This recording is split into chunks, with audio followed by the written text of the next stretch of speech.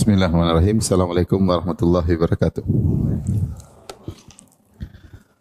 Alhamdulillahi ala ihsani wa syukru lahu ala taufiqihi wa amtinani. Asyhadu an la ilaha illallah wahdahu la syarika lahu ta'ziman li sya'ni wa asyhadu anna Muhammadan abduhu wa rasuluhu da ila ridwani.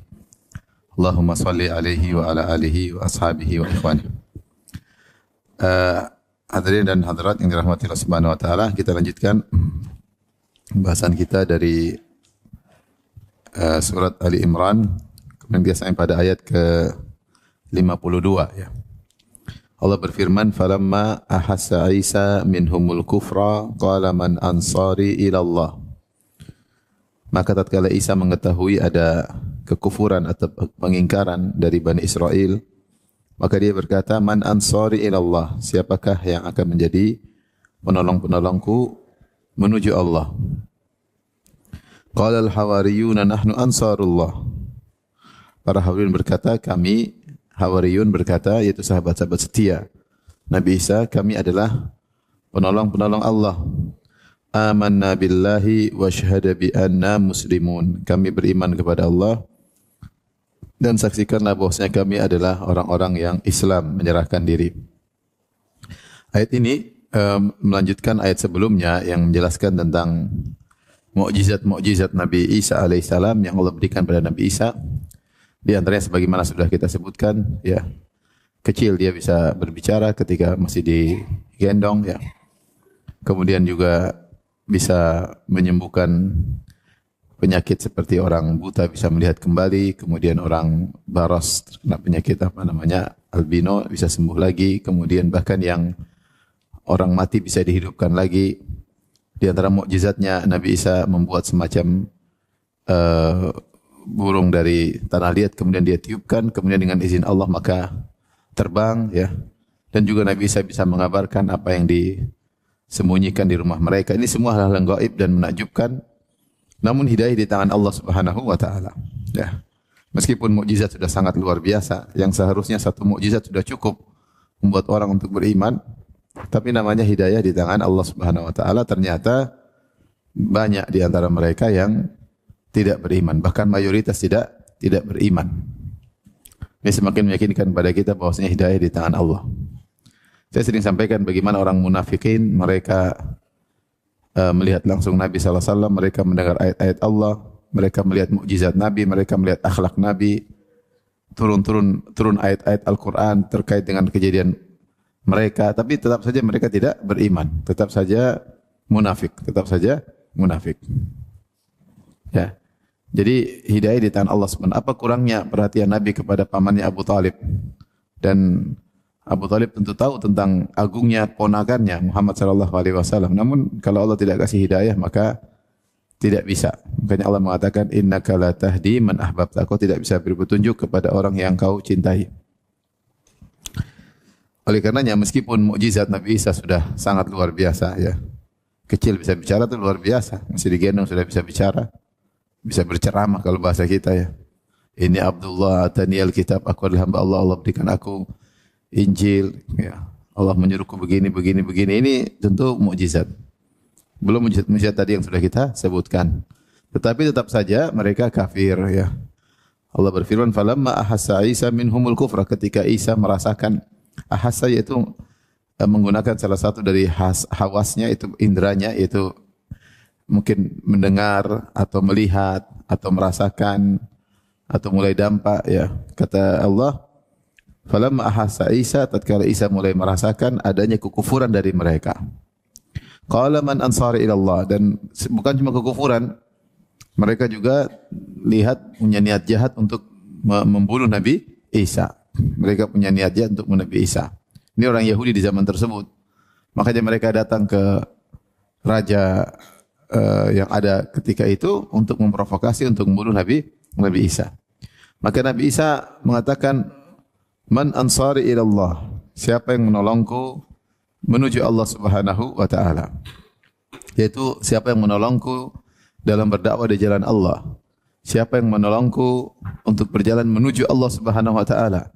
Siapa yang menolongku untuk ikhlas berjuang menuju Allah Subhanahu wa taala. Sebenarnya mengatakan perkataan ilallah isyarat kepada keikhlasan. Siapa yang tulus benar-benar ingin menolongku menuju Allah, bukan mencari duniawi, bukan mencari apa, tapi benar-benar menolongku menuju Allah Subhanahu wa taala. Seperti firman Allah kepada Nabi Muhammad SAW, "Qul hadhihi sabili ad'u ila Allah." Katakanlah Muhammad, ini adalah jalanku, aku menyeru kepada Allah Subhanahu wa taala. Jadi Nabi Isa minta pertolongan, siapa yang bisa menolongku? Karena keadaan genting. Siapa yang siap menolongku untuk berdakwah, untuk menghadapi rintangan-rintangan dakwah, ya. Dan ini boleh, kita tahu bahwasanya Allah telah menolong Nabi Isa dengan malaikat Jibril. Kata Allah, ayyadnahu biruhil qudus. Kami kuatkan Nabi Isa dengan biruhil qudus, dengan malaikat Jibril. Meskipun demikian, Nabi Isa tetap mengambil sebab, yaitu ikhtiar. Meskipun dia tahu bahwasanya Allah akan menolongnya, tetapi mengambil sebab, ikhtiar, ya. Murid-muridnya siapa yang bisa menolong? Seperti Nabi SAW. Nabi SAW ketika diintimidasi, kemudian dizalimi oleh orang-orang Quraisy, maka Nabi SAW cari jalan keluar, pertolongan, di antaranya dengan mengambil baiat dari kaum Ansar. Mengambil baiat dari kaum Ansar. Itu siap menolong Nabi kalau Nabi pergi ke Madinah.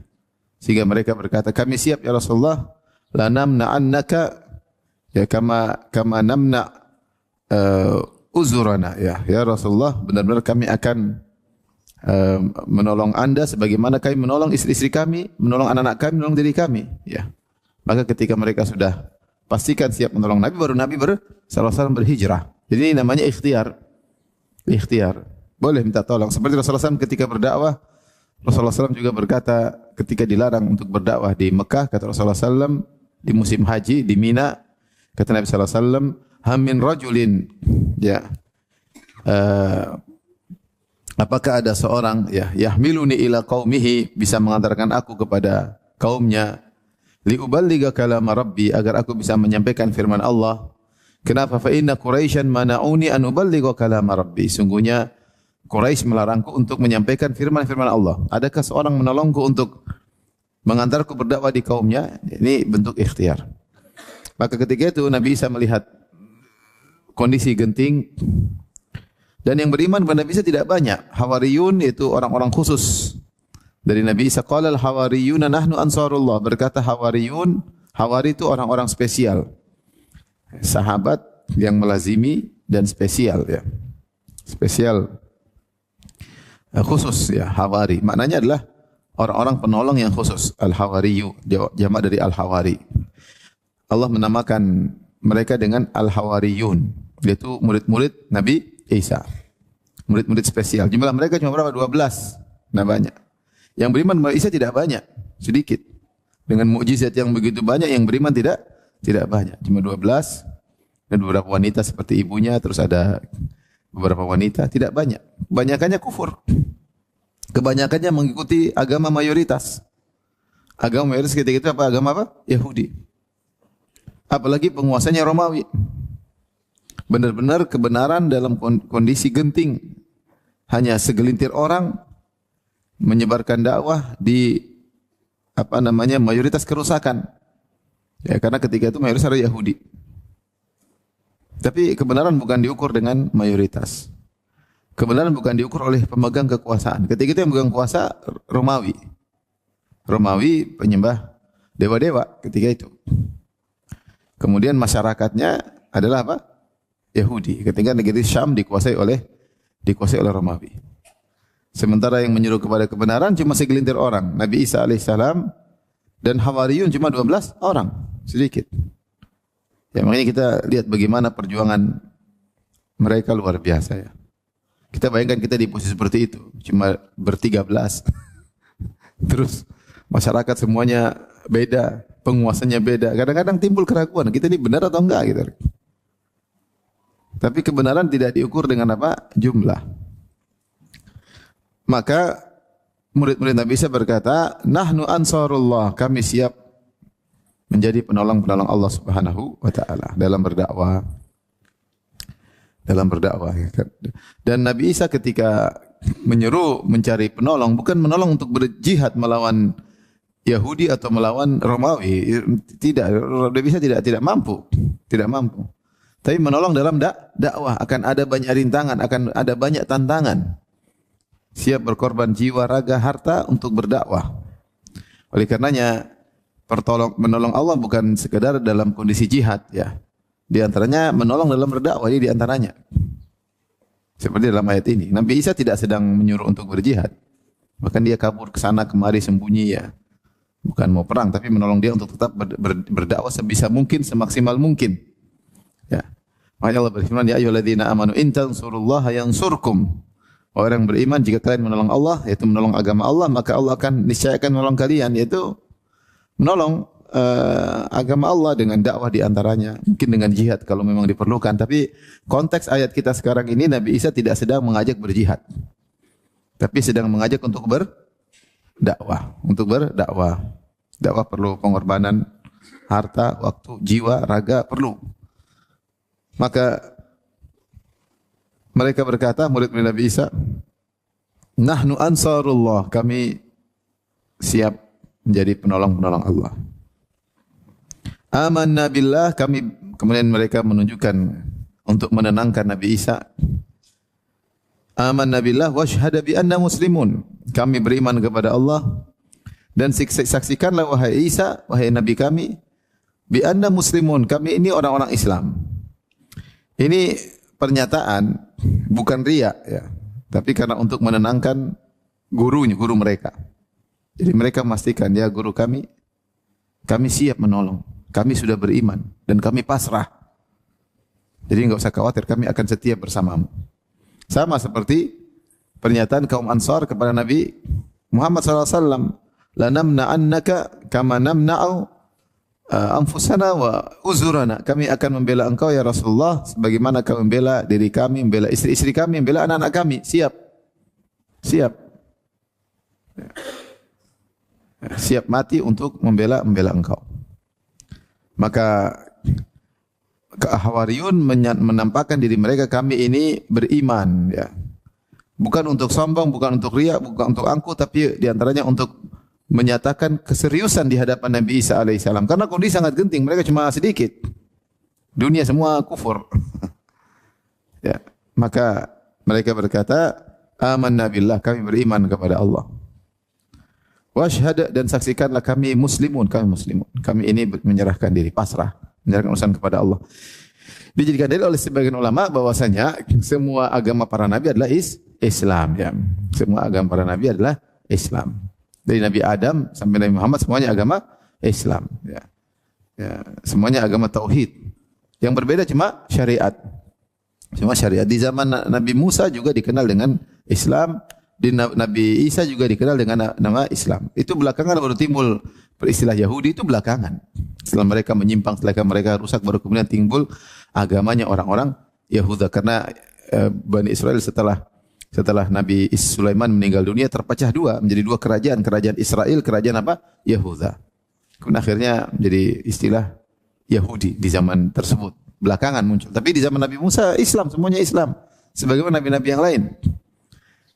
Sama dalam ayat ini juga mereka mengatakan bi anna muslimun, kami Islam.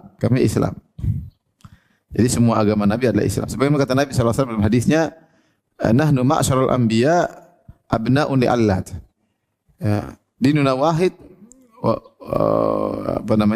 dinuna wahid. Kata Nabi SAW, kami para rasul adalah seperti anak-anak sebapak lain ibu.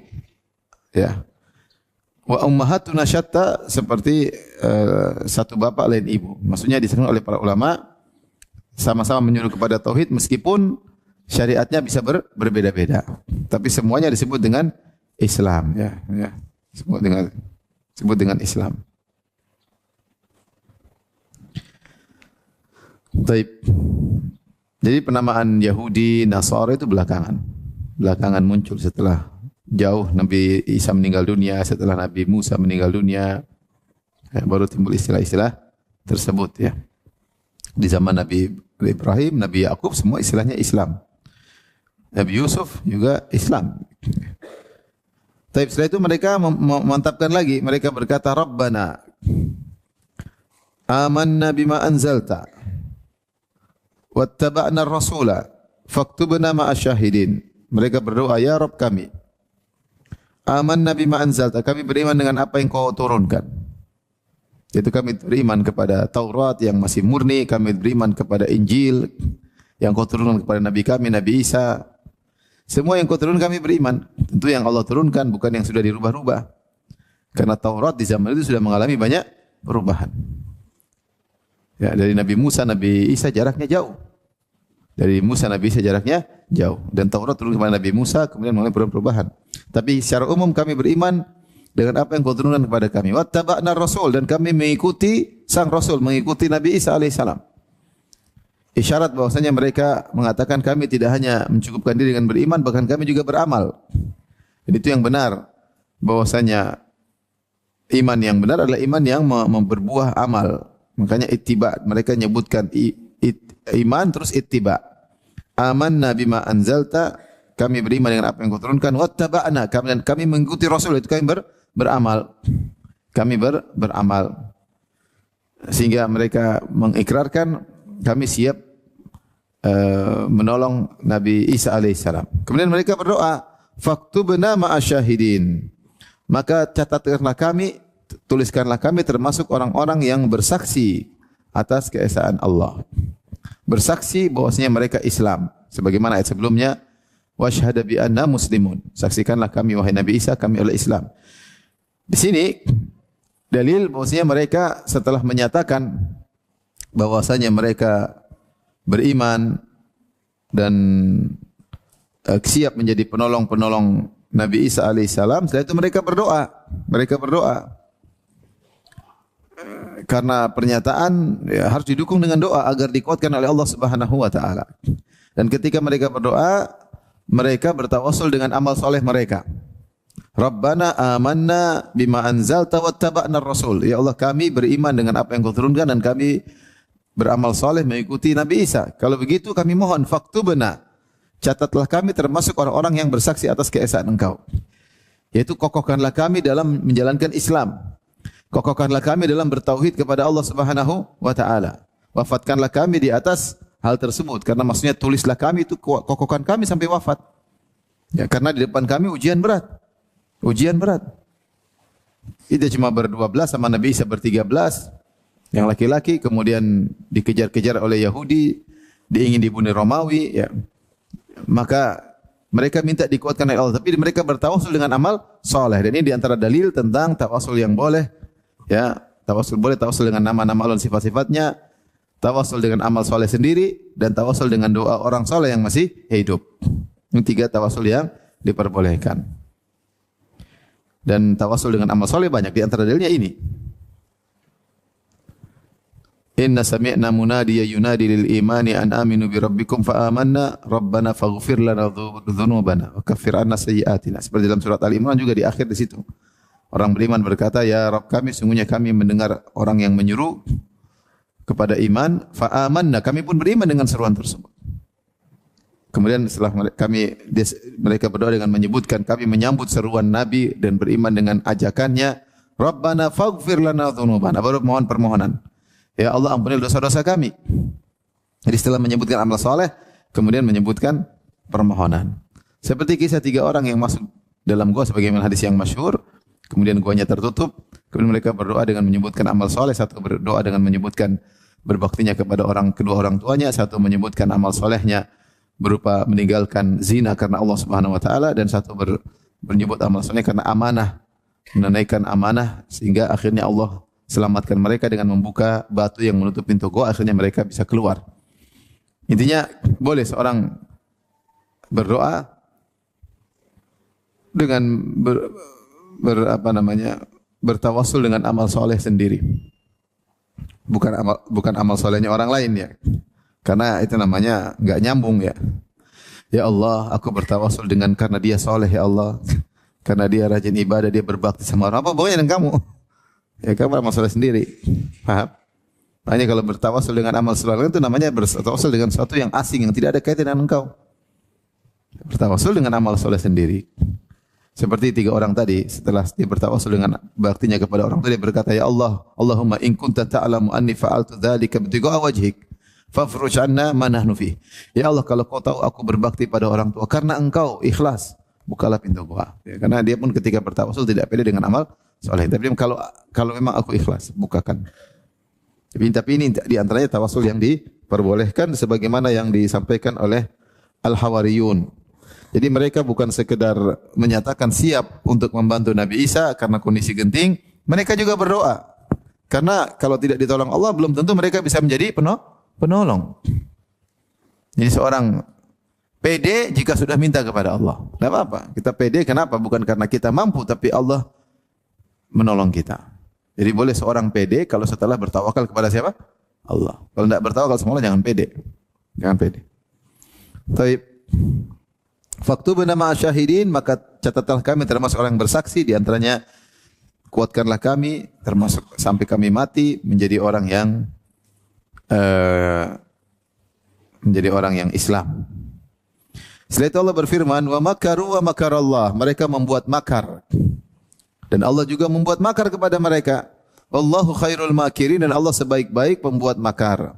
Makar adalah tipu daya, yaitu menginginkan keburukan pada pihak kedua tanpa dia sadari, membuat keburukan kepada pihak kedua. Pihak pertama merencanakan keburukan kepada pihak kedua tanpa disadari oleh pihak kedua. Atau bahkan lebih parah daripada itu, pihak pertama membuat keburukan pada pihak kedua dengan seakan-akan ingin memberi kebaikan kepada pihak kedua. Ternyata ingin diberi keburukan. Namanya makar, penipuan. Sudah jadi bahasa Indonesia, makar. Kira makar. Kayaknya baik, ternyata makar. Ya. Di antaranya tanpa disadari oleh pihak kedua. Nah, Allah mengatakan wallahu khairul makirin, dan Allah makarallah, Allah juga buat makar. Mereka buat makar, Allah juga buat makar, dan Allah sebaik-baik membuat makar. Artinya Allah sebaik-baik berbuat makar kepada para pembuat makar. Kita enggak boleh bilang Allah sang pembuat makar, enggak boleh, tapi kita mengatakan Allah membuat makar kepada para pembuat makar. Oleh karena di antara tidak boleh kita bilang nama Allah Al-Makir, pembuat makar, enggak. Karena itu tidak terpuji, hanya menjadi terpuji ketika ditujukan kepada orang yang membuat apa? Makar. Jadi Allah terpuji bisa buat makar kepada orang yang buat makar. Berbeda dengan khianat, ya. Tidak ada dalam hadis atau ayat mengatakan mereka berkhianat kepada Allah maka Allah berkhianat kepada mereka, enggak ada. Kenapa? Karena khianat itu adalah berbuat keburukan di saat dipercayai. Makanya Rasulullah mengatakan wala takhun man khanak. Kalau ada orang berkhianat kepada engkau, jangan kau mengkhianati dia balik, enggak boleh. Karena khianat itu adalah seorang sedang percaya sama kita, terus kita ternyata melakukan yang buruk, itu namanya khianat. Adapun makar tidak. Bedanya makar, maksudnya kalau khianat lawan dari amanah. Seorang dikatakan khianat itu kapan? Ketika orang tersebut mempercayai kita, kita dikatakan berkhianat jika ada orang percaya sama kita, merasa kita amanah, terus kita ternyata melakukan sebaliknya, namanya khianat. Itu tidak boleh. Orang khianat sama kita, kita nggak boleh khianat sama dia, nggak boleh. Kalau kita balas terang-terangan, nggak ada khianat. Dia sedang percaya sama kita, ternyata kita balikin, nggak boleh. Jadi kalau makar tidak disyaratkan demikian. Dia mereka buat makar sama Nabi Isa, Nabi Isa dibantu Allah untuk buat makar kepada mereka. Jadi tidak dalam posisi sedang dipercayai. Makanya tidak boleh orang mukmin membalas khianat dengan khianat, enggak boleh.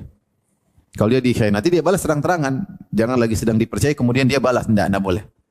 Kalau dia lagi dizolimi dia boleh balas, tapi terang-terangan, bukan dengan cara berkhianat. Karena khianat buruk kapanpun juga. Karena khianat itu maknanya berbuat keburukan pada posisi sedang dipercayai, itu enggak boleh. Enggak boleh. Kalau balas saja. Jadi Allah tidak dinamakan dengan Al-Makir, sang membuat makir, karena nama Allah tidak terpuji. Beda dengan Al-Ghafur, Maha Pengampun, selalu terpuji kapan saja. Selalu terpuji. At-Tawwab, Maha penerima taubat, selalu terpuji. Tapi Al-Makir tidaklah terpuji, Maha pembuat makar tidak terpuji, tapi dia jadi terpuji kapan? Dalam kondisi khusus. Ketika berbuat makar kepada para pembuat makar, ketika membalas makarnya orang-orang yang berbuat makar, maka Allah terpuji ketika itu. Sehingga ketika pujiannya hanya pada kondisi khusus, maka tidak bisa dijadikan nama Allah. Paham? Baik. Wa makaru wa makarallah. Mereka berbuat makar, Allah juga buat makar. Wallahu khairul makirin. Dan Allah sebaik-baik pembuat makar. Makar ini maksudnya bagaimana? Para ulama menjelaskan bahwasanya ketika mereka hendak membunuh Nabi Isa, mereka kejar-kejar Nabi Isa, lari, Nabi Isa bersembunyi, akhirnya dikepunglah rumah Nabi Isa. Mereka diantar oleh seorang yang pernah berguru sama Nabi Isa. Dia tahu di mana Nabi Isa bersembunyi, maka dia antar orang Romawi dan Yahudi tersebut. Karena orang Yahudi datang kepada Raja Romawi ketika itu, dan ketika itu Raja Romawi adalah penyembah dewa-dewa. Ya. Belakangan baru kemudian Romawi masuk ke Nasrani, belakangan. Ya, sebelumnya enggak. Jadi negeri Syam dikuasai oleh Romawi. Ya. Kemudian Yahudi datang kepada Raja mengatakan, wahai Raja, telah muncul di tengah-tengah kita seorang anak zina, maksudnya Nabi Isa alaihissalam, karena tidak punya bapak. Kemudian dia memprovokasi masyarakat untuk menggulingkanmu. Jadi difitnah, Nabi Isa difitnah. Dia mulai mengajar ke sana kemari bertentangan dengan agamamu. Dan mulai mengajak manusia mengikutinya. Kami khawatir sehingga sana Anda akan diruntuhkan, akan direbut, akan dijatuhkan. Jadi bikin provokasi. Apa bahasanya, bahasa Indonesia kalau begitu? Ya, begitulah, memfitnah, memprovokasi,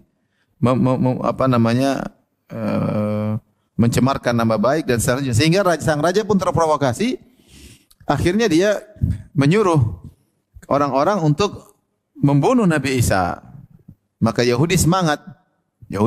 Jadi karena telah diberi lampu hijau sama raja tersebut. Maka mereka bawa pasukan mencari Nabi. Nah, ada seorang berkhianat. Ini saya rasa pendapatnya yang paling kuat ya. Ada yang mengatakan orang ini berkhianat kemudian menunjukkan di mana rumah Nabi Isa, diantar ketika masuk ke dalam situ Allah menjadikan orang berkhianat tadi wajahnya menjadi seperti wajah Nabi Isa. Ini pendapat. Pendapat lain ada yang mengatakan bahwasanya ada murid Nabi Isa yang berkorban untuk siap wajahnya dirubah menjadi Nabi Isa. Tapi saya rasa pendapat orang kuat karena Allah mengatakan makar. Mereka buat makar, Allah juga buat apa? Makar. Kalau murid Nabi Isa jadi korban, maka ini makarnya Allah kurang pas. Paham? Seharusnya sebaliknya, mereka ada orang yang berkhianat, orang itu yang kemudian dirubah menjadi wajahnya seperti Nabi Isa. Akhirnya ditangkap, akhirnya disalib dan dibunuh. Dan orang Yahudi bangga, mereka berkata, "Inna qatalnal Masiha Isa bin Maryam Rasulullah." Sungguh kami telah berhasil membunuh Isa bin Maryam, utusan Allah. Subhanallah, bangga. Bangga bunuh utusan apa? Allah. Karena hasad, karena dengki. Ya, karena hasad, karena dengki. Karena ketika Nabi Isa muncul banyak rahib-rahib Yahudi yang akhirnya ya kalah pamor dengan Nabi Isa. Nabi Isa nabi, bagaimana mau dibandingkan dengan hanya sekedar rahib-rahib, pendeta-pendeta, ulama-ulama, tidak bisa. Maka akhirnya Nabi Isa muridnya Nabi Isa ditangkap, atau orang pengkhianatnya ditangkap, wajahnya dibuat seperti Nabi Isa. Kemudian disalib, diletakkanlah duri-duri di atas kepalanya, disalib sampai mati. Sampai mati. Ya. Maka itu pas kalau ditafsirkan demikian, sehingga benarlah makar Allah. Wallahu khairul makirin. Daripada pendapat bahwasanya murid Nabi Isa yang berkorban karena begitu, maka tidak dikatakan khairul makirin. Kurang pas menurut saya. Allah alam bisa pilih di antara pendapat. Bisa lebih condong pendapat tadi bahwasanya sang pengkhianat yang menunjukkan di mana rumah Nabi Isa, itulah yang kemudian dirubah menjadi wajahnya seperti wajah siapa? Nabi Isa. Taib, Allah lanjutkan ayat 55. Idz qala Allahu ya Isa inni mutawaffika wa rafi'uka ilayya wa mutahhiruka minal ladzina kafaru. Ketika Allah berfirman, wahai Isa, sungguhnya aku akan menyampaikan engkau kepada akhir ajalmu dan mengangkatmu kepadaku serta membersihkan kamu dari orang kafir. Wa ja'ilul ladzina tabauka fawqa alladzina kafaru ila yaumil qiyamah. Dan menjadikan orang yang mengikuti engkau di atas orang-orang yang kafir hingga hari kiamat. Tsumma ilayya marji'ukum. Kemudian kepadakulah tempat kalian kembali. Fa ahkumu bainakum, dan aku akan memutuskan di antara kalian fima kuntum fihi takhtalifun, pada perkara kalian yang perselisihkan. Baik.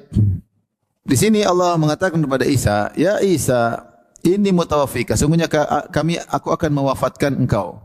Jadi mutawaffi itu isim fa'il, mutawaffi. Yaitu aku, seperti aku akan mewafatkan engkau. Nah, apa makna wafat di sini? Maka ada beberapa pendapat dengan para ulama. Ada yang mengatakan wafat sini maksudnya unawwimuka. Aku membuat engkau tidur. Lantas aku akan mengangkatmu. Jadi kau tidak akan, karena sudah dikepung, sebagaimana bisa selamat dibuat tidur Allah angkat ke langit. Ini mutawaffika. Kemudian Nabi Isa pun hidup di langit dengan kehidupan yang lain. Ya, karena tawaffa juga maknanya wafat, terkadang maknanya adalah tidur, seperti Allahu yatawaffal anfusa hina mautiha wallati lam tamut fi manamiha. Seperti wa huwa alladhi yatawaffakum bil laili wa ya'lamu ma jarahtum bin nahar. Dialah yang mewafatkan kalian ketika tidur, ketika malam hari, maksudnya menidurkan kalian. Kemudian dialah yang mengetahui perbuatan kalian ketika di siang hari. Allah menggunakan kata wafat maksudnya apa? Menidurkan. Makanya kalau doa bangun tidur apa? Alhamdulillah ahyana ba'da ma amatana wa ilaihin nusyur. Segala puji bagi Allah yang menghidupkan kami setelah mewafatkan kami.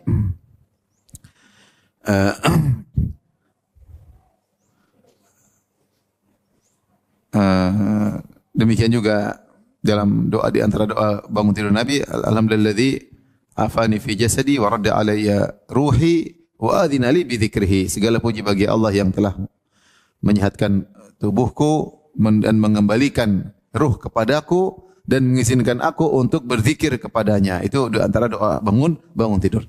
Jadi radda alayya ruhi itu maksudnya mengembalikan hidup kembali setelah tadi diwafatkan. Jadi wafat bisa maknanya dua, wafat beneran dan juga bisa maknanya tidur. Ya, bisa maknanya tidur. Ini tafsiran pertama, yaitu sebenarnya mengatakan Allah berkata, wahai Isa, sungguhnya aku mewafatkan engkau. Maksudnya aku akan menidurkan engkau. Wa rafi'uka ilayya, dan aku akan mengangkatmu kepadaku supaya kau selamat. Wa mutahhiruka minal ladzina kafarun, aku menyelamatkan engkau, mensucikanmu dari orang kafir, sehingga orang kafir tidak ada yang menyentuhmu. Jadi Isa alaihissalam tidak tersentuh sama sekali. Dia selamat. Benar-benar ditidurkan, diangkat. Ini pendapat pertama. Pendapat kedua, waw di situ, mutawaffika wa rafi'uka, kami akan mewafatkanmu dan mengangkatmu. Dalam bahasa Arab namanya waw tidak harus menunjukkan urutan tertib, tapi yang sekedar mutlaqul jama', kata ganti yang fungsinya untuk menggabungkan. Tidak terlihat mana yang duluan mana belakangan. Contoh, beda dengan kalau fa dan summa. Jadi sampaikan ini, contoh saya mengatakan Ja'a Khalidun wa Muhammadun, telah datang Khalid dan Muhammad. Nah, saya cuma ingin mengabarkan bahwasanya Khalid dan Muhammad telah datang. Terlepas mana yang lebih dahuluan dan mana yang terakhir, paham? Saya mengatakan Ja'a Khalidun wa Muhammad. Kalau saya bilang Ja'a Khalidun wa Muhammadun, bukan berarti Khalid selalu paling duluan. Tapi yang penting dua-duanya sama-sama apa? Datang. Tapi kalau saya bilang pakai fa, Ja'a Khalidun fa Muhammadun, telah datang Khalid lalu Muhammad, berarti siapa yang duluan? Khalid, karena saya pakai fa. Kalau saya pakai summa lebih lagi. Ja'a Khalidun summa Muhammadun. Datang Khalid kemudian Muhammad. Berarti siapa yang duluan? Khalid, kemudian Muhammad. Cuma kalau maka tidak ada jeda, kalau kemudian ada jeda. Jadi Ja'a Khalidun fa Muhammadun menunjukkan tertib. Telah datang Khalid lalu siapa? Muhammad. Apalagi pakai summa menunjukkan ada at-tarakhi, ada jeda. Ja'a Khalidun summa Muhammadun, telah datang Khalid kemudian datang apa? Muhammad. Khalid duluan. Tapi kalau saya bilang Ja'a Khalidun wa Muhammadun, datang Khalid dan Muhammad, maka tidak menunjukkan urutan. Bisa jadi Muhammad dulu, bisa jadi Khalid dulu, karena waw limutlaqil jam'i, hanya sekedar untuk menggabungkan dua orang yang melakukan pekerjaan yang sama, sama-sama datang. Nah, sebagai tafsir menafsirkan ayat ini pada tafsiran yang kedua, wafat sini benar-benar mati. Inni mutawaffika wa rafi'uka ilayya. Ya Nabi Isa, kami akan mewafatkan engkau dan kami akan mengangkatmu. Artinya urutannya, kami akan angkat engkau wahai Isa dalam kondisi hidup. Kami biarkan engkau hidup di langit. Lalu di akhir hayat, di akhir hari kiamat, menjelang hari kiamat, kami turunkan engkau. Lalu kami wafatkan engkau. Ini pendapat sebenarnya ini dijelaskan panjang lebar. Di antaranya oleh Muhammad Alamin Syinqiti dalam Adwa'ul Bayan. Karena waw tidak melazimkan harus tertib.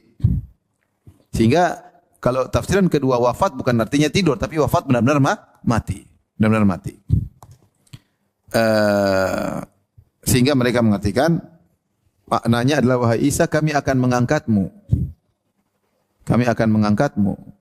Setelah itu kami akan membiarkan engkau hidup, lalu kami turunkan engkau di akhir hayat, di akhir hari menjelang hari kiamat untuk melawan Dajjal bersama Imam Mahdi dan selanjutnya. Kemudian kau akan meninggal secara normal di atas muka bumi. Dalam hadis disebutkan Nabi Isa akan turun di akhir zaman. Ya. Yanzilu Ibnu Maryam, Nabi Isa akan turun di akhir zaman. Ketika Dajjal ada. Kemudian Nabi Isa turun di Al-Manaratul Baydha di Damaskus, di masjid yang memiliki menara yang putih dipegang oleh dua malaikat. Turun dari langit dalam kondisi rambutnya kelihatan basah seperti orang baru keluar dari kamar mandi. Kemudian turun, kemudian dia kejar Dajjal. Setelah kejar Dajjal, kemudian Dajjal dibunuh oleh Nabi Isa.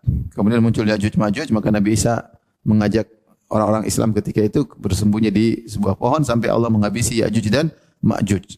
Setelah Ya'juj Ma'juj tewas semuanya, baru Nabi Isa hidup normal. Beberapa ada yang mengatakan 7 tahun, ada yang berapa tahun, sampai ketika menggenapi usianya 40 tahun beliau meninggal dunia. Dan dikatakan Nabi Isa diangkat umur 33 tahun. Kemudian dia meninggal umur 40 tahun, dikuburkan sebagaimana normalnya. Maka ini dikatakan makna ayat ini, ya Isa kami akan mengangkatmu, lalu kami akan mewafatkanmu dengan menurunkan kamu kembali ke bumi. Mana yang lebih kuat? Allah alam bisawab. Dua pendapat kuat. Terutama dalam ayat yang lain, ketika Nabi Isa akan dibangkitkan Allah pada hari kiamat kelak di hadapan orang Nasara, kemudian Allah bertanya kepada Nabi Isa, "Anta qulta lin-nasi ittakhiduni wa ummi ilahaini min dunillah?" Wahai Isa, apa kau berkata kepada orang-orang ini, miliaran manusia yang meyakini kau anak Tuhan, apa kau pernah berkata sekalipun bahwasanya wahai manusia sekalian, ittakhiduni wa ummi ilahaini min dunillah, jadikanlah aku dan ibuku dua tuhan selain Allah. Qala subhanaka ma yakunu li an aqula ma laysa li bihaq. In kuntu qultu faqad alimta. Ya Allah, Maha suci Engkau. Tidak boleh bagiku untuk mengucapkan sesuatu yang tidak benar. Kalau aku pernah mengutarakan hal tersebut, tentu kau sudah tahu. Ta'lamu ma fi nafsi wa la a'lamu ma fi nafsik. Innaka anta 'allamul ghuyub. Engkau tahu apa yang ada dalam diriku dan aku tidak mengetahui apa yang pada dirimu. Dan engkau mengetahui perkara-perkara yang gaib. Ma qultu lahum illa ma amartani bihi. Aku tidak pernah menyampaikan kepada mereka kecuali apa yang kau perintahkan kepadaku. Apa itu? Ani'budullaha Rabbi wa Rabbakum. Sembahlah Allah semata, Tuhanku dan Tuhan kalian. Kemudian kata Nabi Isa, wa kuntu alaihim syahidan ma dumtu fihim. Dan aku menjadi saksi ketika aku bersama mereka. Bahwasanya mereka tidak, murid-muridku enggak ada yang bilang aku anak Tuhan, enggak ada. Falamma tawaffaitani, tatkala kau wafatkan aku, kunta antar raqiba alaihim, kau yang mengetahui mereka, kau yang mengawasi mereka. Berkata Nabi Isa, falamma tawaffaitani, tatkala kau wafatkan aku, maknanya diangkat ke langit. Ya, ini makna berarti wafat sini maknanya tidur, karena ditidurkan atau diwafatkan dengan wafat khusus, wallahu alam, intinya diangkat ke langit dalam kondisi khusus, entah ditidurkan, diwafatkan khusus. Kemudian Nabi Isa hidup dalam kondisi kehidupan yang spesial di langit dan akan diturunkan nanti di akhir apa? Zaman. Paham? Baik. Tujuannya apa Allah mengangkat Nabi Isa? Wa mutahhiruka minal ladzina kafaru, agar kami membersihkan engkau, menyelamatkan dari orang kafir yang ingin membunuhmu. Kondisi tidak mudah, bayangkan. Itu negara milik orang Romawi. Terus semua masyarakat orang Yahudi. Yang pengikut Nabi Isa cuma 12 orang dan beberapa perempuan sedikit segelintir. Mau apa? Tidak bisa apa-apa.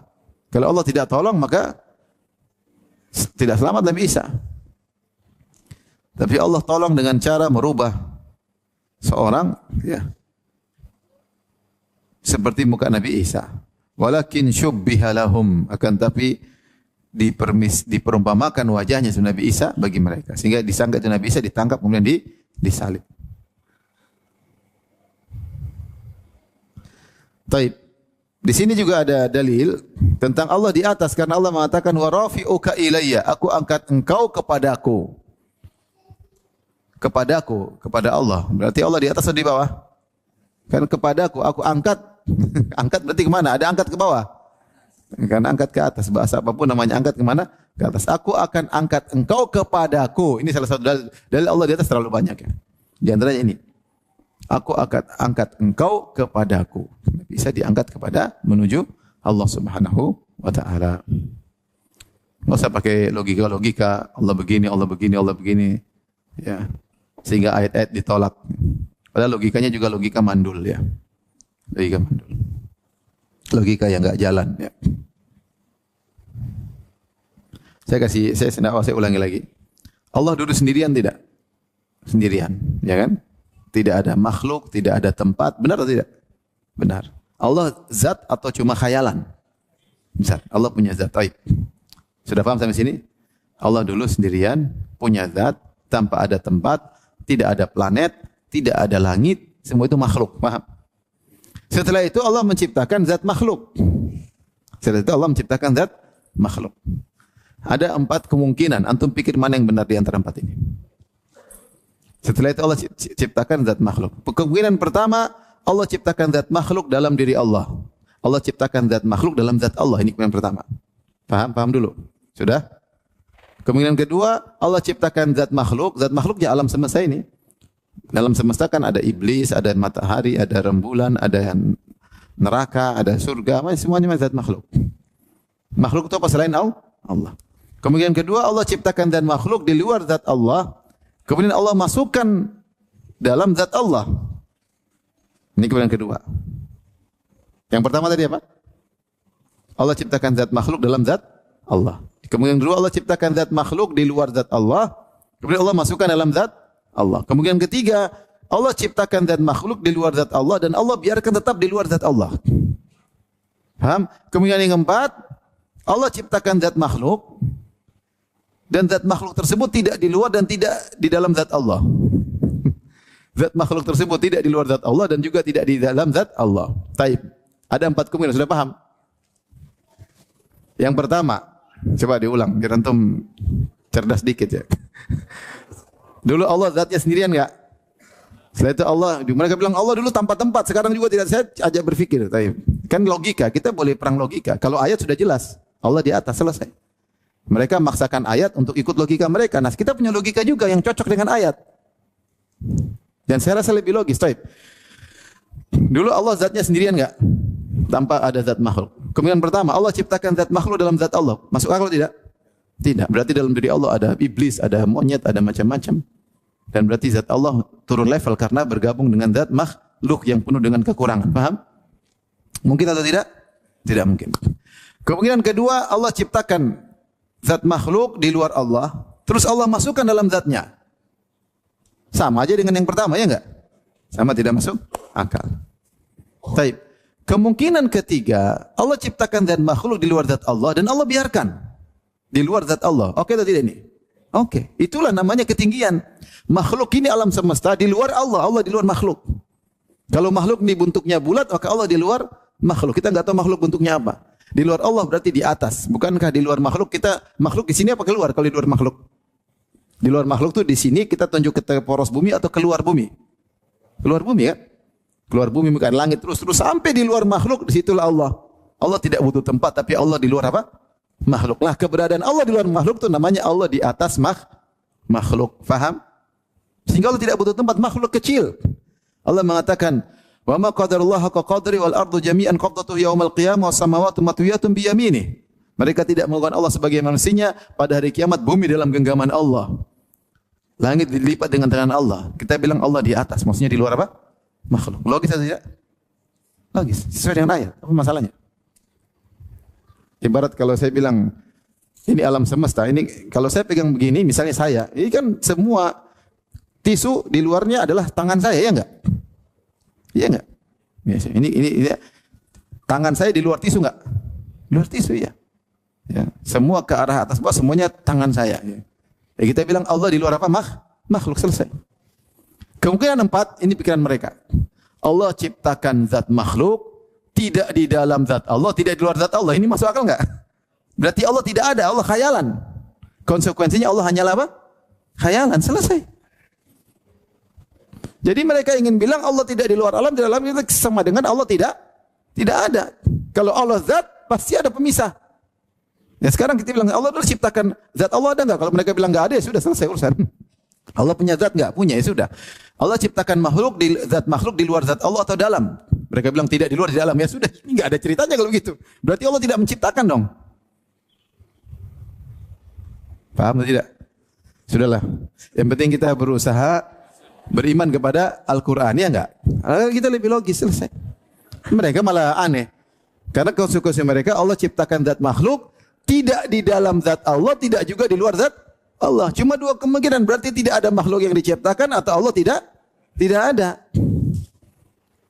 Sementara ayat dalil semua Nabi Isra Miraj ke atas ketemu Allah. Katanya tidak ada Nabi ketemu Allah. Terus ngapain ke atas? Sampai begitu dekatnya Nabi dengan Allah sampai sahabat khilaf Nabi lihat Allah atau tidak karena saking apa? Dekatnya. Kalau Nabi tidak ketemu Allah enggak ada khilaf masalah itu. Sampai ada yang tanya, hal ra'aita rabbak dalam Sahih Muslim, ya Rasulullah, kau lihat Allah enggak? Kenapa ada timbul pertanyaan seperti itu? Karena para sahabat tahu Nabi sedang ketemu siapa? Allah. Ketemunya di mana? Di atas atau di bawah? Di atas. Sampai di puncak alam, Sidratul Muntaha, itu di puncak dari alam. Terus mereka bilang, Allah tidak di atas. Ini terus ngapain ngerayain si Isra Mi'raj setiap tahun? Cerita. Sebelum ada syubhat, orang-orang biasa cerita. Ustaz-ustaz manapun yang mengadakan acara Isra Mi'raj, kalau ceramah mereka bilang, Nabi dipanggil Allah, sehingga Nabi ketemu siapa? Allah. Ya, kita masih kecil ikut acara Isra Mi'raj ya. Ustaz-ustaznya bilang begitu kan. Sekarang baru muncul, enggak ada Allah di sana, Nabi tidak ketemu Allah. Lah ini bagaimana ceritanya? Siapa yang menolak Allah di atas, maka dia telah menghilangkan mukjizat Isra Mi'raj. Konsekuensinya. Karena Nabi ke sana tidak ketemu siapa-siapa. Sementara Nabi turun ketemu Nabi Isa, Nabi Musa bilang minta tawar jangan 50 rakaat per hari, 50 salat per hari. Kata Nabi, aku bolak-balik dari Allah dan Nabi Musa, bolak-balik. Jadi kalau Allah tidak di atas ngapain bolak-balik? Udah diam aja situ. Jadi ini jelas kata Allah, sudahlah kalau logika antum enggak masuk, ya tundukkan aja itu logika, buang aja dulu, yang penting beriman pada ayat. Betapa banyak orang sesat gara-gara kena logika. Lihat Ibnu Sina. Bagaimana dia terjerumus dalam kekufuran gara-gara logikanya. Lihat, filsafatnya membuat dia harus menolak ayat-ayat. Dia mengatakan yang dibangkitkan pada hari kiamat bukan jasad. Harus ruh saja. Kenapa tidak boleh jasad? Karena kalau jasad yang mana kata dia? Tidak logis. Manusia kan bertahap. Apakah masih bayi jasad yang dibangkitkan? Atau ketika umur 30? Atau ketika pas mati? Jasad yang mana mau dibangkitkan? Coba dia pakai logika dia. Yang kedua, kalau ada si Paijo dimakan sama ikan hiu 2 ekor atau dimakan oleh ikan hiu, kemudian ikan hiu ditangkap sama Juminten dan Paimin. Kemudian ikan hiu dimakan oleh Juminten dan Paimin. Maka ketika dimakan berarti badannya si Paijo masuk ke Juminten, masuk ke Paimin. Nah, kalau dibangkitkan Paimin sempurna, berarti Paijonya hilang. Dibangkitkan Juminten sempurna, Paijonya hilang. Kalau Paijo dibangkitkan, tubuh Paimin dan Juminten logika. Kalau gitu enggak boleh bangkit ke jasad, yang dibangkit cuma roh. Ini kan logikanya siapa? Ibnu Sina. Sehingga dia tolak bahwasanya tidak dibangkitkan jasad. Ya, kita gampang tinggal kun fayakun, apa susahnya? Allah apa susahnya? Tapi sama logika, kata Ibnu Sina, Allah tidak boleh memikirkan makhluk. Allah enggak boleh, saya gini-gini Allah enggak boleh tahu nih. Dan logika dia kuat. Kenapa? Karena Allah Maha Suci. Allah tidak boleh memikirkan makhluk yang penuh dengan kekurangan. Tidak pantas Allah mikirin kamu, ini enggak pantas. Ilmu Allah tidak boleh meliputi kamu, enggak boleh. Enggak boleh. Yang kedua, kalau Allah ilmunya terliput dengan kita, berarti sumber ilmu Allah bersumber dari makhluk. Wih, logika kuat atau tidak? Logika. Akhirnya dia bilang, Allah tidak boleh tahu tentang makhluk secara terperinci, hanya secara global. Ini dikafirkan. Karena konsep begitu, konsekuensi berarti Allah bukan maha tahu. Padahal Allah mengatakan, wa ma tasqutu min waraqatin illa ya'lamuha. Tidak ada satu daun yang jatuh pun kecuali Allah tahu. Paham? Sehingga kalau begitu, sapi lebih pintar daripada Allah. Karena sapi ketika memakan rumput, dia tahu rumputnya di mana. Dan dia tahu bentuknya seperti apa. Sementara Allah tidak tahu rumput itu. Taib, ini Ibnu Sina pakai logika. Kalau hanya logika ayat tidak cocok buang, ya itulah filsafat, bahaya. Sekarang logika kamu tidak masuk ketika Allah di atas, logika kita masuk. Justru harus begitu. Kalau tidak begitu berarti Allah tidak ada zatnya, iya enggak? Tadi Allah ciptakan zat makhluk bagaimana? Cuma 4 kemungkinan. Di dalam, atau di luar masukin dalam, atau di luar dibiarkan di luar, atau tidak di luar tidak di dalam. Oke, sampai sini. Ada yang bingung?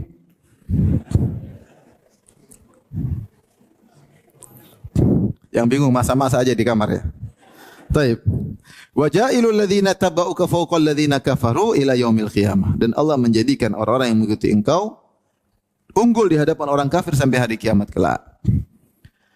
Unggul maksudnya ada yang menafsirkan maksudnya secara keilmuan ya, bahwasanya yang mengikuti Nabi Isa sesungguhnya yang mengikuti Nabi Isa baik Hawariyun atau orang-orang Islam yang mengikuti Nabi Isa sebagai seorang nabi sebenarnya siapa? Murid-murid Nabi Isa langsung sebelum terjadi perubahan dan orang Islam yang sekarang ya enggak?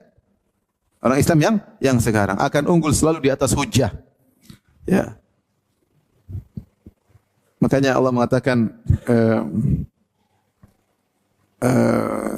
walladzi arsala rasulahu bil huda wa dinil haqq liyudhhirahu 'ala ad-dini kullih. Dialah yang mengutus rasulnya di atas petunjuk, di atas kebenaran, liyudhhirahu 'ala ad-dini kullih, untuk mengunggulkan rasulnya di atas seluruh agama. Kata para ulama maksudnya unggul secara hujjah. Hujjah. Adapun kalau secara fisik terkadang menang, terkadang kalah, dari dulu seperti itu. Tapi kalau hujjah selalu sampai hari kiamat. Tidak ada agama yang bisa mengunggul agama Islam. Sekarang banyak orang-orang Nasara Islam karena agama mereka tidak logis banyak sekali. Dan alhamdulillah banyak orang ateis masuk Islam setelah mereka tidak puas dengan agama Nasara yang tidak logis, mereka jadi ateis. Setelah mereka mengenal Islam, mereka masuk apa? Islam. Ya. Jadi pengikut Nabi Isa yang sungguhnya itu yang selalu unggul. Itu Hawariyun dan orang-orang yang ahlul kitab yang bertauhid. Kemudian di antara pengikut Nabi Isa adalah siapa? Kaum muslimin. Yang mengikuti Nabi Isa, yang meyakini Nabi Isa sebagai seorang nabi, yang mengabarkan wa mubasysyiran bi rasuli ya'ti min ba'di ismuhu Ahmad, yang mengabarkan beri kabar gembira kepada kalian akan datang seorang rasul setelahku namanya siapa? Ahmad.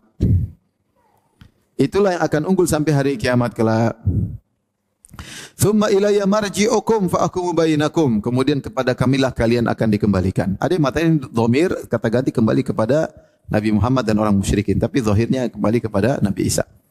Dan kepadakulah kalian akan dikembalikan, maka aku akan berhukum di antara kalian, antara Yahudi, antara Nasara, antara yang menuduh Nabi Isa sebagai anak zina, antara yang menuduh Nabi Isa yang mengatakan Nabi Isa adalah anak Tuhan, dan antara yang mengatakan Nabi Isa adalah seorang nabi. Aku akan membangkitkan kalian semuanya pada hari kiamat, fa ahkum bainakum, dan aku akan menghakimi kalian fima kuntum fihi takhtalifun, terhadap apa yang kalian perselisihkan. Yang benar Nabi Isa adalah nabi, bukan anak Tuhan. Bukan anak zina, sebagian perkataan Yahudi, bukan anak Tuhan, sebagian orang Nasara yang telah menyimpang. Fa ammal ladzina kafaru fa u'adzibhum 'adzaban syadida. Adapun orang yang berkafir, maka aku akan mengadabnya dengan adab yang pedih di dunia wal akhirah, dunia dan akhirat. Wa ma lahum min nasirin, dan tidak ada penolong bagi mereka. Wa ammal ladzina amanu wa 'amilus solihati fayuwaffihim ujurahum. Adapun orang yang beriman beramal saleh, maka kami akan menyempurnakan ganjaran mereka. Wallahu la yuhibbuz zalimin. Allah tidak menyukai, mencintai orang-orang yang berbuat zalim. Di antara orang zalim adalah zalim menempatkan sesuatu tidak pada tempatnya. Menganggap anak Nabi Isa adalah anak zina, zalim. Menganggap Nabi Isa adalah anak Tuhan juga apa? Zalim.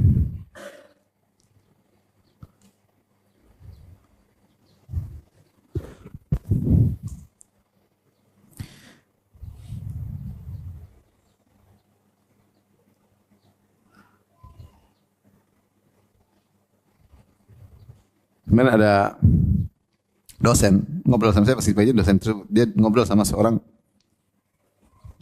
mereka lah. Dia tegur, kamu dakwah. Coba kamu renungkan. Nabi Isa kan punya mama. Iya, punya mama. Siapa? Bunda Maria. Kok mamanya dibiarin mati sama Nabi Isa? Harusnya kalau sayang mama jangan kasih mati dong, temani terus. Karena mamanya, ada enggak anak biarin mamanya mati? Ini sih logika aja. Kalau Nabi Isa Tuhan harusnya dibiarin apa? Mamanya apa? Hidup. Tidak sekali banyak logika ya. Taib. Kemudian Allah bantah mereka. Ini kan surat Al-Imran berdasarkan karena wafdu Najran. Ada orang Nasrani Najran yang kemudian berdiskusi dengan Nabi SAW. Datang ke Madinah diskusi sama Nabi. Di antara turunlah ayat di awal Ali-Imran. Di antara ayat ini, setelah menjelaskan hakikat Isa semua, agar mereka tahu dengan detail siapa itu Nabi Isa. Makanya Allah ceritakan dari surat Al-Imran awal. dari Maryam bagaimana, kemudian bagaimana mengandungnya, bagaimana Jibril datang, bagaimana semuanya bukan, intinya bukan Tuhan. Intinya Nabi Isa itu bukan apa? Tuhan. Ya. Makanya Allah angkat dia, Allah bukan Tuhan. Ya. Allah wafatkan dia, bukan Tuhan. Taib. Kata Allah, inna mathala Isa indallahi kamathali Adam. Sungguhnya perumpamaan Nabi Isa di sisi Allah seperti perumpamaan Nabi Adam. Khalaqahu min turabin thumma qala lahu kun fayakun. Allah ciptakan Adam dari tanah, kemudian Allah berkata jadi maka jadilah. Ini bantahan telak bahwasanya Nabi Isa kalian anggap sebagai anak Tuhan karena dia tidak punya bapak. Maka Nabi Adam lebih hebat daripada Nabi Isa. Karena Nabi Adam hidup tanpa bapak dan tanpa ibu dan tanpa bapak. Nabi Isa masih ada ibunya, cuma enggak ada bapaknya. Karena enggak ada bapaknya, kalian bilang ini anak bapaknya Tuhan. Tapi Nabi Adam enggak ada bapak, enggak ada ibunya, berarti bapak ibunya Tuhan dong. Lebih hebat daripada, mana lebih hebat? Nabi Isa atau Nabi Adam dari sisi ini? Nabi Adam. Ya, kalau memang Nabi Isa adalah anak Tuhan, maka Nabi Adam juga harusnya menjadi anak Tuhan. Bahkan lebih dahulu jadi anak Tuhan sebelum siapa? Nabi Isa. Ya. Dan jadi kata Allah, inna mathala Isa, perumpamaan Isa di sisi Allah seperti perumpamaan Adam, bahkan Adam lebih dahsyat. Ya, dari satu sisi sama-sama tidak punya bapak. Bahkan Adam lebih dahsyat karena tanpa bapak, tanpa ibu. Adam bagaimana? Khalaqahu min turab, dari tanah, kemudian kun fayakun, jadi maka jadilah. Nabi Isa pun demikian. Ya. Nabi Isa demikian, Allah tiupkan ruh yang Allah ciptakan, terus Allah mengatakan kun fayakun, maka jadilah anak tanpa bapak. Ya, tanpa bapak. Nabi Isa masih ada tempat untuk menaungi, maksudnya dalam rahim seorang wanita, dari sel telur seorang apa? Wanita, ya kan? Maksudnya ada wadah. Kemudian ada proses dari kecil dalam perut jadi kandungan. Kemudian Adam enggak langsung besar. Adam langsung besar. Mana lebih hebat? Adam. Tidak perlu wadah-wadah seperti itu. Srit jadi besar. Ini perlu rahim, perlu sel telurnya Maryam, perlu dia mengambil makanan dari rahimnya Maryam terus ya. Terus sampai dia keluar menyusui ya. Dan seterusnya proses besar dan seterusnya. Adam lebih hebat. Makanya kalau menganggap Nabi Isa sebagai anak Tuhan, maka Adam lebih utama. Sama-sama diciptakan dengan kun fayakun. Bedanya Nabi Isa tanpa bapak tapi perlu ibu, bedanya Adam tanpa bapak dan tanpa ibu. Allah berfirman, Al-haqqu mir rabbik. Kebenaran dari Tuhanmu, fala takum minal mumtarin, maka jangan termasuk orang-orang yang ragu. Tidak usah ragu, ini benar. Ini kisah yang diceritakan oleh Allah Subhanahu wa taala adalah benar ya. Saya lupa tadi ada lompat ya. Ayat ke-58 tadi kita tidak baca. Dzalika natluhu 'alaika minal ayati wa dzikril hakim. Inilah kami bacakan kisah Isa kepada engkau wahai Muhammad. Minal ayat, dari ayat-ayat kami, wa dzikril hakim, dan Quran yang penuh dengan hikmah. Az-zikr maksudnya Al-Quran, hakim maksudnya hikmah. Jadi Allah sengaja bacakan baru Allah katakan inna mathala Isa. Setelah Allah ceritakan kisah Nabi Isa, Allah kasih kesimpulan. Isa itu begini sebenarnya. Jadi Allah cerita dari awal kan tentang kisah siapa? Maryam, bagaimana Maryam lahir, bagaimana terus dituduh berzina, kemudian punya anak Nabi Isa, kemudian gini terus sampai Isa kemudian lahir, kemudian besar, kemudian punya mujizat, kemudian mau dibunuh. Kemudian Allah selamatkan, selesai kisah Nabi Isa. Dari awal A sampai Z. Setelah itu Allah kasih kesimpulan, dzalika natluhu 'alaika minal ayati wa dzikril hakim. Inilah kami bacakan kepada engkau dari ayat-ayat wahai Muhammad, kami bacakan kepada engkau wa dzikril hakim, dan Al-Qur'an yang penuh hikmah. Al-Qur'an itu hakim itu adalah bijak, meletakkan satu pada tempatnya. Semua ayat dalam Al-Qur'an semuanya bijak. Semuanya pas. Semuanya pada tempatnya. Kemudian Allah mengatakan inna mathala Isa. Kesimpulannya Isa itu tidak lebih hebat daripada Adam. Maka setelah itu Allah berfirman di akhir pembahasan kita, Al-haqqu mir rabbik, maka kebenaran dari Allah, jangan ragu-ragu, ini cerita dari Allah, sang pencipta Isa dan sang pencipta Adam. Fala takum minal mumtarin, maka janganlah kau termasuk orang-orang yang ragu. Demikian saja kajian kita, insyaallah kita lanjut kesempatan yang lain. Kalau ada yang bertanya saya persilahkan, wallahu taala a'lam bis-shawab.